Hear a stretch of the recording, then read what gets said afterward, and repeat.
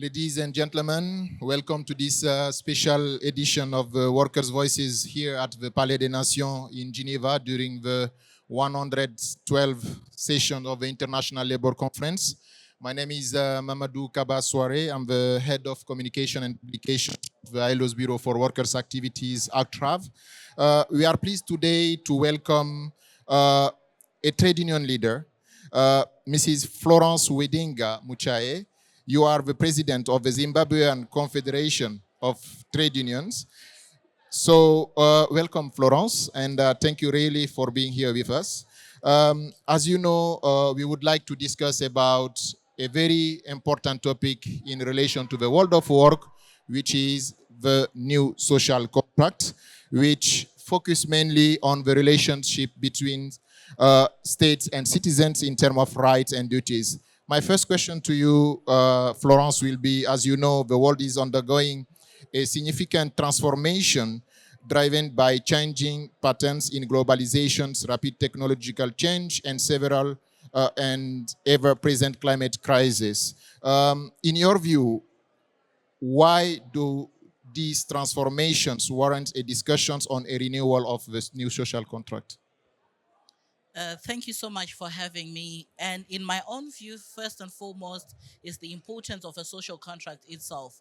And when we are talking of a social contract, we are definitely speaking towards the social dialogue. Social dialogue, which is one of the key pillars of decent work. So when we are going to speak towards the social contract, we are trying to push forward dialogue in everything that we are going to discuss. In the changes and transformations that are going to come on board, they need to be just. And when we speak of just transitions and just changes and transformations, it involves the inclusion of workers, government, and employers. When there's such an inclusion, then dialogue has to be at play. There are changes that are going to come from all angles, and definitely the voice of the workers have to be heard as we transit or try change towards the new transformations that are posed before us. So therefore, there is every need for us to be discussing towards social contract that is just and that is inclusive, so that every voice is heard, no constituency is left behind in a way that is going to be prejudicing the constituencies. You talk about inclusions and the critical importance of social dialogue. How should the impact of said transformation for workers be addressed through this new social contract? It's quite important that as we are going to be addressing through a new social contract, we need to weigh the options. Depending on the situation, if it's a climate crisis, we have to look at those jobs that are going to be made redundant. And as they are going to be made redundant, we need to look at how best we can position the workers so that they don't fall out of employment, but we have a just climate transition change that is going to be involving them and not leaving them into poverty. And it's also quite significant that as we are transforming in the world of work, there is every need for us to have a sitting table where we are not only going to have employers, because employers generally as they are looking at maximized profits. Governments, they are looking at the interests. At the same time, they have to protect the citizenry and the workers, which is the constituency that I represent. So there is every need for us to have a social contract that is now coming with a win-win situation, where we also forego certain things on a compromise position for the progress of the social contract. But at the same time, what is important is to have an equilibrium position, so that when we enter into the discussions towards a new social contract, we are not entering with a part that is lesser important or that is at its weakest position. So that is why we will push for social dialogue in everything as we work towards the impacts of transformation. And that is only how best our issues can be addressed in a social contract. You talk about the situation of win-win cooperation between the three groups, mainly the workers, employers, and also the government. You know that we are here at the ILO for the 112th International Labour Conference. The ILO is the house of tripartism, but when we are talking about this question of new social contract, definitely there are some challenges and opportunities linked to that. From your perspective, what are the possible challenges and opportunities for unions to participate in shaping uh, a new social contract at two levels, at national level, but also at regional level? Currently, the status quo is not in favor of the workers. So you'll find that as we are going to speak towards an opportunity and a challenge on the new social contract, first we are looking at the status quo, what is currently obtaining. And from the workers' constituency, there have been a deficit in the decent work. And for those deficits to be addressed, it's a challenge that the government will continue and employers to pause and say, already we have decent work at the workplace, whereas we don't even have the rights even for freedom of assembly and freedom to participate in all our activities. We have many issues that have been lagging behind from the workers' constituencies that still needs to be addressed, and that speaks to why there is continued violations and we have a CAS committee, and that speaks to the areas that needs to be addressed first before we proceed to an opportunity that is going to arise from the social contract. The social contract definitely is going to bring opportunity for job creation, and the job creation that which we want. We always say it's one thing to have employment created, but the quality of employment also has to be at the forefront. So if we are going to sit at the table, we are going to discuss and agree to the quality of employment that we want, not only employment that will have deficits of decent work as we proceed. The most opportunity that will arise is for us to move together as a tripartite in dealing with issues. In most of our discussions at any forum, issues of trust and faith remain to be key issues that are taking us backwards. Even on any policies that are promulgated in the absence of us having trust and faith in them, there is no ownership of the constituency. So this is an opportunity that is going to arise, that is going to deal with the legacy issues that continue to have us lagging behind as unions. Many a times you'll find that we are not proactive as a union constituency where it represents workers. We are mainly rallying behind issues if they are posed before us. So it will also be a clear opportunity where we'll be proactive and included in the discussions prior any policy or any transformation path that we are going to take as a country at national level. At regional level, I'll speak the regional level coming from Africa. Currently, Africa is posed with a lot of deficits. Deficits in the economical aspects. The macroeconomic environment in most African countries are not conducive for us to currently speak towards a transformation or a new social contract that we all want.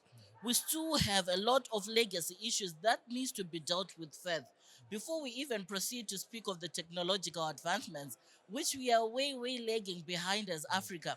And COVID did not spare us. It just came as an awakening call to us for us to expedite the processes at which we can advance towards industrialization and the fourth industrialization that is using of technology.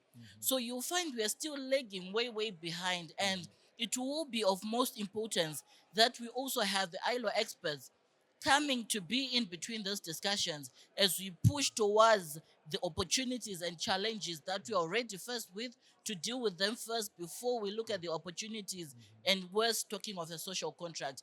But what I'm saying is it's feasible to have a social contract even in Africa, but we need to clear all the areas and act with sincerity as partners as we work towards the social contracts. Yeah. You talk about, just to highlight some keyword that you use, you talk about proactivity, you talk about the need for inclusions of these vulnerable groups. As you know, next year there will be discussions here for on the informal economy, but at the same time on the platform economy. This is linked, as you said, to the advancements of new technologies and others. This is also growing in Africa, even in your country from Zimbabwe. The question that I have to you will be, in your view, how can you as a trade unions contribute to the reduction of decent work deficit by supporting these categories of workers? Let's say by giving them more social protection coverage. How can you handle that from the union's perspective? Thank you so much for that question. First and foremost is to ride on the recommendation 204 that seeks to formalize the informal. In the absence of formalizing the informal, we will continue to have deficits that will be existing in member states. which is quite a very much an issue that is posed before us as Zimbabwe. We have not yet formalized the informal in Zimbabwe, but we are working towards it. Currently, we have an informalized strategy that is trying to work as formalizing the informal in Zimbabwe. But you go straight to the issues of the platform economy. It's a new emerging issue in Africa, and we are still trying to see who really the employer is when we are talking of the platform economy, who really the employee is. So we still have a lot of areas that needs guidance on us to tackle on these matters, and they fall also into the informal economy. Who really the employer is, who really the employee is. But notwithstanding all those gray areas that needs clarity, there is every need for us to first have a formalization strategy, which we currently now have in Zimbabwe, but now we are working towards the implementation of the recommendations of 204 in order for us not to leave those in the informal and platform economy vulnerable with continued deficits, because it's an area that we need to look at as a country. We are 70% plus informalized now, hence the need for formalization of the informal. So that trajectory will help us to deal with all other gray areas guided by the international labor standards and frameworks that are already in the recommendation. Yes, as you know, there is a very important rendezvous next year, which is the second World Social Summit for Social Development in 2025. What could be your recommendation to strengthen the role of the ILO, but also to its constituents in shaping the new social contract? The most important role that ILO have been playing over the years is giving technical support. It's quite important that as we are looking towards 2025 for the World Summit for Social Development, we should be prepared enough by the time we go to the summit. It's quite important for ILO to look at the technical support and experts that are going to prepare us for the summit, looking at the different regions that we all represent as member states that are representing ILO. And what we strongly think is quite important as we go towards the summit is for ILO to bring a discussion now towards the same summit so that we prepare even the delegations that are going to go for the summit. We need to have a concrete position as workers before we indulge ourselves into the discussions. Many a times we'll follow on the discussions when they already have happened, when the positions are already made. But it's quite important that we are now in the know-how and discussing towards the summit for us to prepare. So definitely ILO has to offer very intensive technical support now going forward towards the discussions. Yeah, and what's about its constituents? I'm talking about governments, employers, and others. The ILO will organize that, the technical support. But what's about the role of the constituent in this? Definitely, the role of trade unions remain to be advocacy. Okay. We will continue to advocate towards the issues that are going to be discussed at the World Summit for Social Development. Because when we are speaking towards social development, it remains also to be a trajectory of discussion that will guide us as trade unions. And as we develop socially, we need to look at what is beneficial for the workers so that they do not fall by the sideway. So as trade unions, we will continue to do the checks and balances of what is currently obtaining from within our countries in order for us to go and advocate. And as a collective at international where we are gathered at ITUC Brussels, we'll continue also to discuss these issues so that we have a concrete position to do the advocacy and checks and balances as we proceed. My final question to you in one sentence, just to conclude, what would you like to see from this summit in 2025? What we think is quite important after the social summit is the inclusiveness of the discussions as they are going to be tabled. Many a times we have the issues of the workers falling by the sideways, whereas it is the constituency that every economy is depending on for any economic growth or boost. So the aspects of the social should not be falling sideways or should not be a prerogative of the input of the government and employers, but they should also look from the constituency of the workers where the embedded problems will mainly be found in. So it's quite important that as we go towards the summit, we are looking forward to see what will be in the summit report outcome for workers as we are going also to participate. The inclusivity has to be seen up until the summit document is put in place. Thank you very much, Florence, for this conversation. It has been really a big pleasure for us to have you and to share your insight from Zimbabwe regarding these questions of the new social contract. We will certainly continue these discussions. As you said, it's not the end of this conversation on this new social contract. There are a lot of rendezvous in front of us, but as you said, the key moment, the key things to do will be the preparation, the proactivity to make sure that there will be a win-win cooperation. But as you said also, to have these inclusions, not to forget those who are left behind. I want to thank you really for these conversations. To our audience, we want to thank you also for your attention and see you soon